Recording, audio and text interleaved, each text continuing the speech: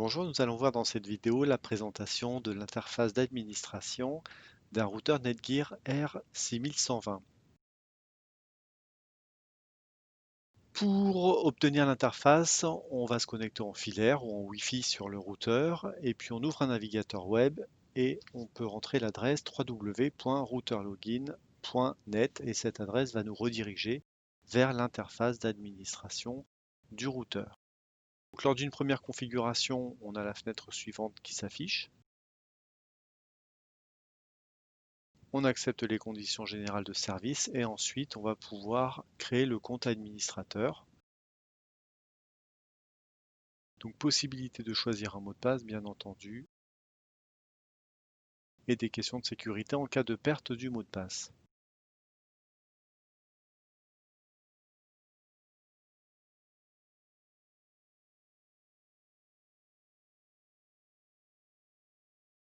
On en est toujours à la première connexion. Ici on nous rappelle le SSID par défaut ainsi que le mot de passe par défaut, les mots de passe qui sont associés au SSID.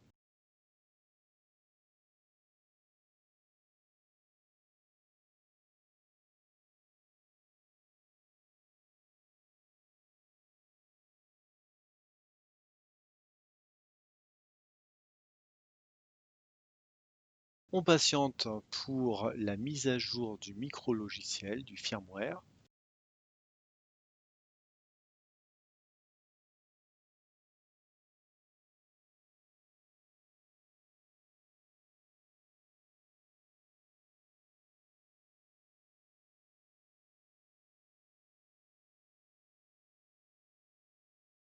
Et toujours lors de la première connexion, Netgear nous demande de créer un compte chez le constructeur.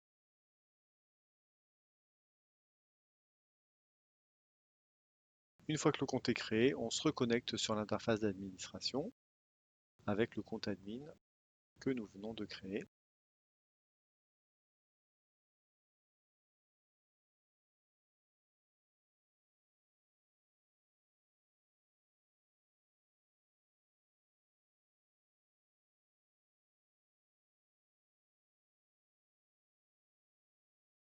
En haut à gauche de l'interface, nous avons deux vues, une vue simple et une vue avancée. On va commencer par la description de la vue simple.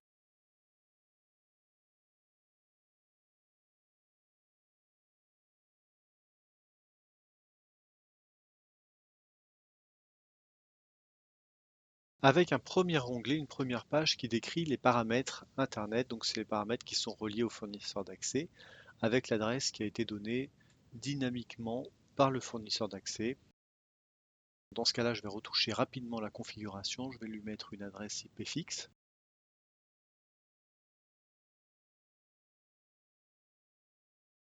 Ça présente l'avantage de savoir quelle IP a notre routeur. Et puis je laisse les DNS par défaut. Donc on applique, ça met un petit peu de temps pour appliquer les mises à jour.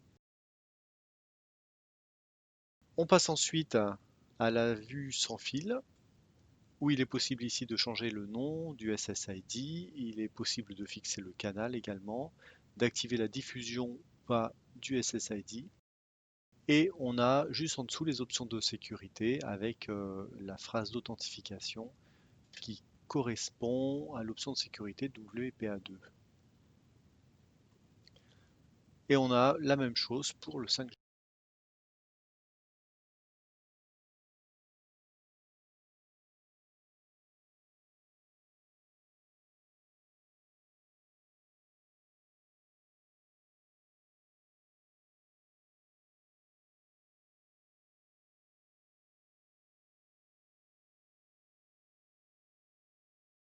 On passe ensuite au dispositif connecté. Ici, il n'y a qu'un seul ordinateur qui est connecté actuellement.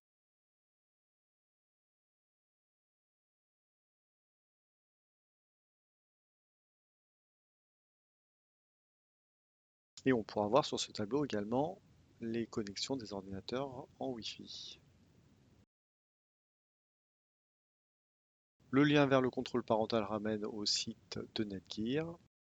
Et ensuite, on a la possibilité de partager des matériels de stockage qu'on pourrait mettre sur le port USB. Enfin, dernier paramètre de la vue simple, c'est le paramètre du réseau invité. Alors là aussi, on peut afficher ou pas ce réseau, ce SSID, et puis on peut configurer aussi des options de sécurité. Toujours avec la bande de 2,4 GHz ou du 5 GHz. Passons maintenant à la vue avancée. Pas mal d'informations déjà qui se présentent sur cette vue par défaut. On passe au panneau configuration.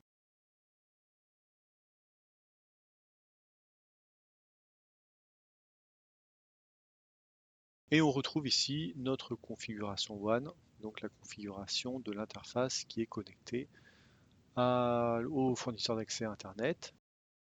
Pareil, on retrouve la configuration du Wi-Fi, du réseau invité, et puis on a des paramètres supplémentaires concernant l'interface WAN.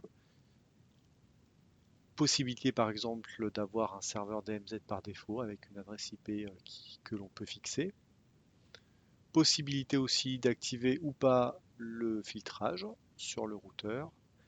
Et puis on peut configurer quelques options sur ce filtrage, notamment concernant les passages de VPN.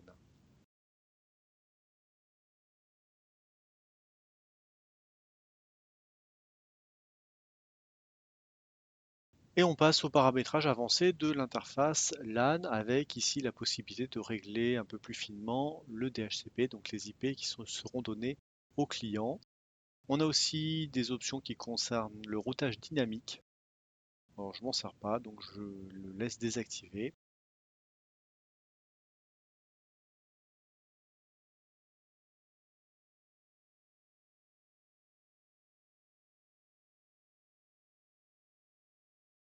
Je change ici les paramètres du DHCP.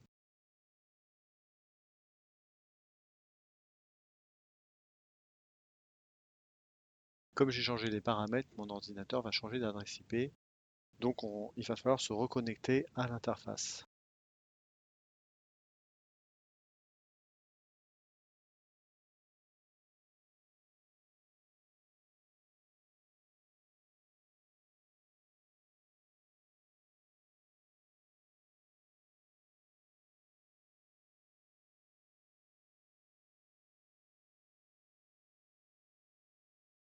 On passe au paramétrage du stockage des matériels USB que l'on peut connecter. Bon, je désactive tout parce que je m'en sers pas, mais c'est possible d'y accéder avec les différents protocoles.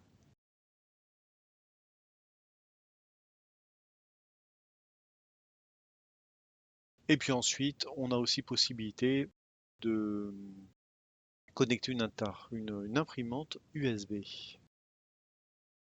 Le contrôle d'accès permet de bloquer la connexion des nouveaux périphériques ou pas. On peut aussi bloquer les périphériques un par un une fois qu'ils se sont connectés.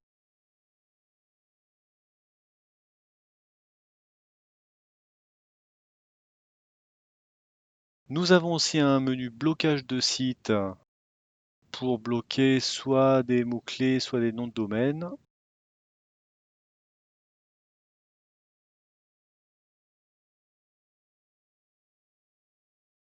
Et ensuite, on a aussi un planning. On peut bloquer par heure, par jour les connexions.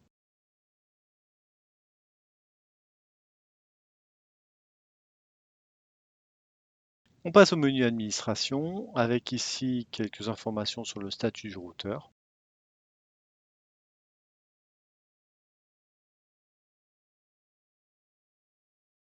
Des journaux avec possibilité de paramétrer les événements qui seront enregistrés dans ces journaux.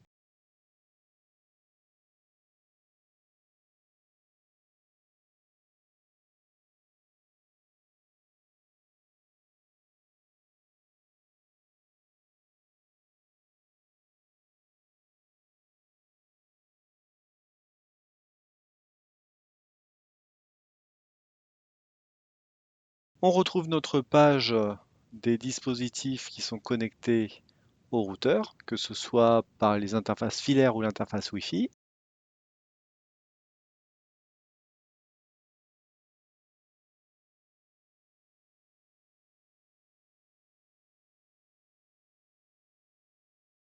Le menu paramètres de sauvegarde nous permet de faire une sauvegarde de la configuration du routeur. C'est ce qu'on va faire d'ailleurs, on va l'enregistrer sur notre disque dur. Et s'il y a un problème, si on doit réinitialiser le routeur, on pourra restaurer bien sûr cette sauvegarde, donc les paramètres de configuration. Enfin, il est possible de modifier le mot de passe pour le compte admin.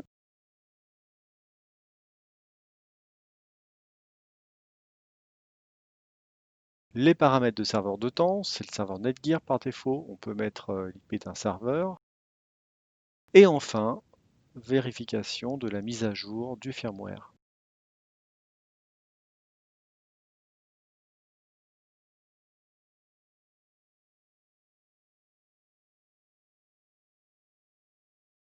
Dernier paramètre, les paramètres avancés, quelques paramètres avancés concernant le Wi-Fi.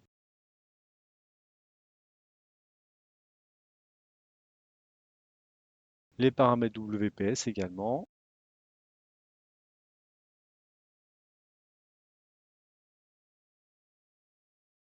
Un menu d'ouverture de port. Si on a des serveurs à configurer derrière notre routeur. Possibilité aussi de mettre des routes statiques, de configurer des routes statiques sur ce routeur. Et enfin, possibilité de gérer à distance le routeur. Alors ici, je l'ai activé pour tout le monde sur le port 8443.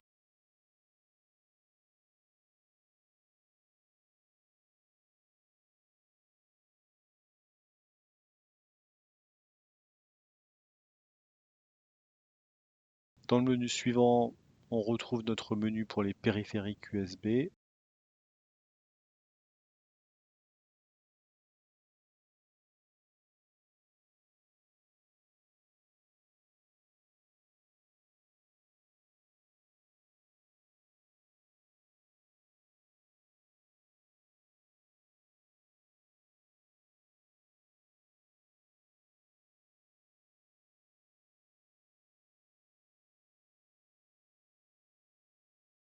On désactive ce protocole parce que j'en ai pas besoin.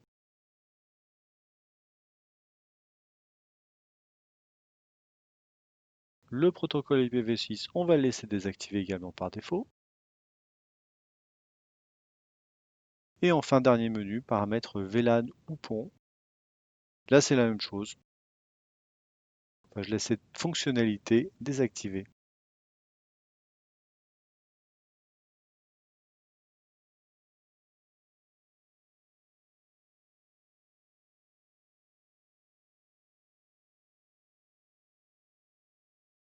Merci d'avoir suivi cette vidéo et n'hésitez pas à laisser un commentaire si vous avez des questions ou des remarques.